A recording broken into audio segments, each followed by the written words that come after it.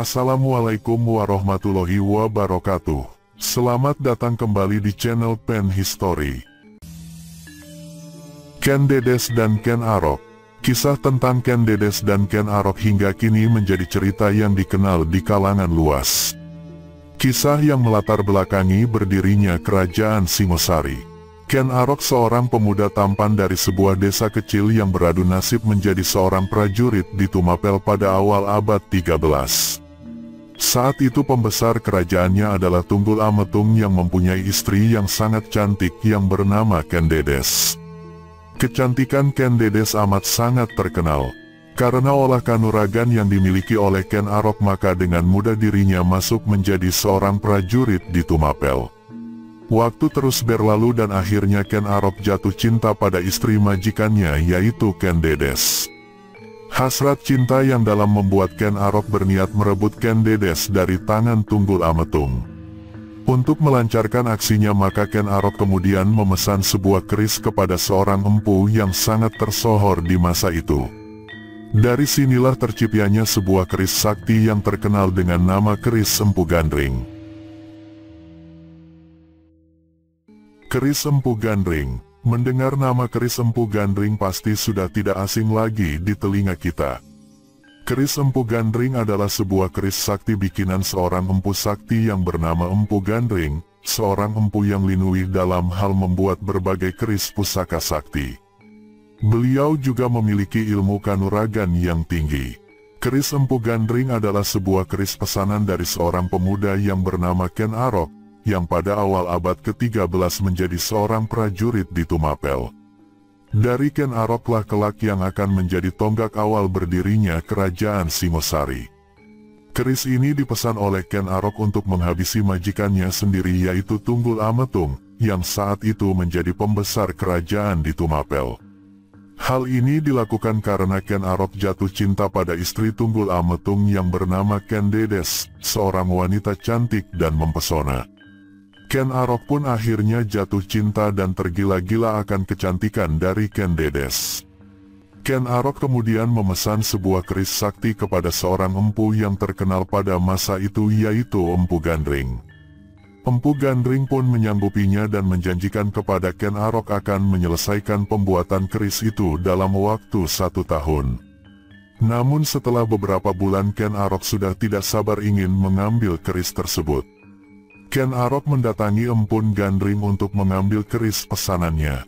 Ken Arok melihat senjata pesanannya. Setelah keris berada di tangannya, Ken Arok malah menyerang Empu Gandring dengan keris tersebut.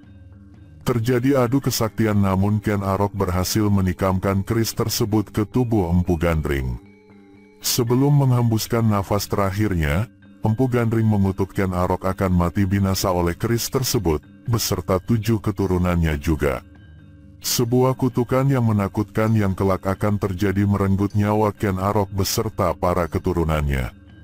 Keris Empu Gandring memang terkenal sangat sakti dan bersifat haus darah. Sebenarnya dalam pembuatan keris tersebut belum diberi nama dan memang belum jadi sempurna. Nama keris Empu Gandring sendiri diambil dari nama sang pembuatnya, yaitu Empu Gandring. Setelah Ken Arok mengambil keris tersebut, dia pun kembali ke Tumapel. Ken Arok sengaja meminjamkan kerisnya kepada Kebo Ijo, yaitu rekannya yang sekaligus Panglima Tumapel. Kebo Ijo saat itu sangat tertarik dengan keris milik Ken Arok. Ken Arok sengaja meminjamkan kerisnya kepada Kebo Ijo karena ada maksud lain di balik itu. Dengan senang dan bangganya Kebo Ijo menenteng dan membawa keris tersebut kemana-mana dan menunjukkan keris tersebut kepada rekan-rekannya. Kebo Ijo sendiri tidak sadar kalau dia telah masuk dalam jebakan Ken Arok. Itulah awal petaka bagi Kebo Ijo. Suatu malam seperti yang telah direncanakan oleh Ken Arok, di saat Kebo Ijo tengah tertidur lelap akibat mabuk berat, di saat itulah Ken Arok menyelinap masuk ke kamar Kebo Ijo untuk mengambil kerisnya. Setelah mendapatkan kerisnya yang dipinjamkan kepada Kebo Ijo, maka Ken Arok segera pergi ke kamar Tunggul Ametung dan membunuh Tunggul Ametung dengan keris tersebut. Itulah korban kedua dari keris Empu Gandring. Keesokan harinya seisi Tumapel dibuat gempar dengan kematian Tunggul Ametung dengan sebilah keris yang menancap di tubuh Tunggul Ametung. Dengan berbekal bukti keris tersebut yang seisi Tumapel tahu kalau keris tersebut adalah milik Kebo Ijo, padahal sebenarnya keris tersebut adalah milik Ken Arok. Akhirnya Kebo Ijo pun ditangkap dan diadili karena didakwa telah membunuh Tunggul Ametung.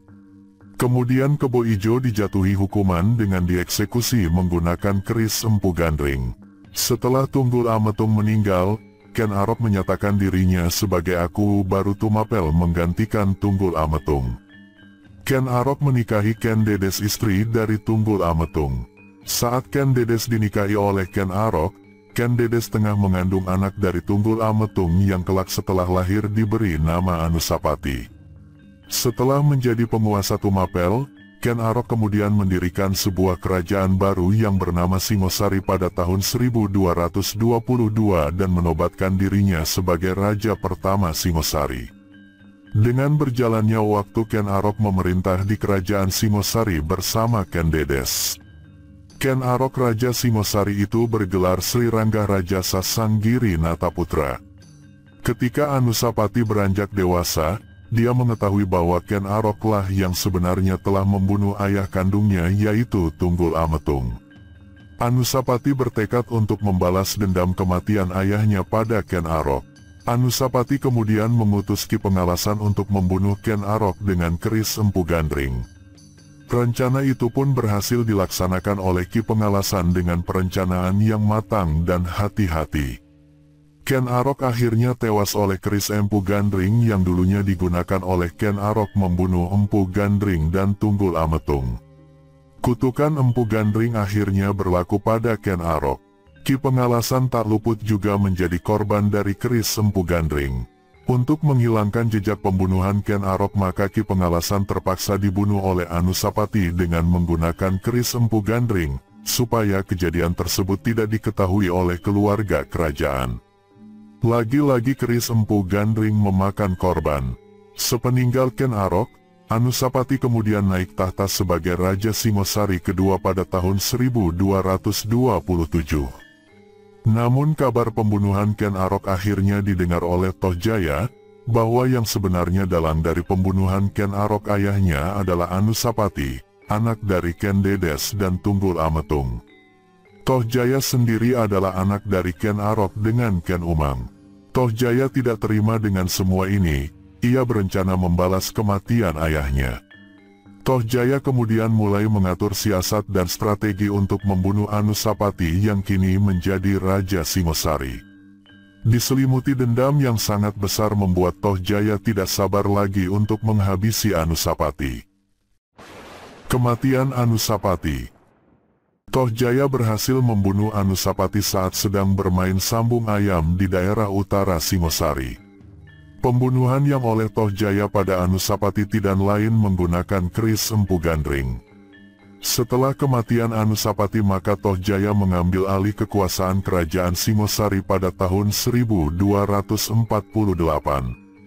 Tohjaya menjadi Raja Singosari ketiga, namun pada akhirnya Tohjaya juga dibunuh dengan keris Empu Gandring oleh Ranggawuni, putra dari Anusapati.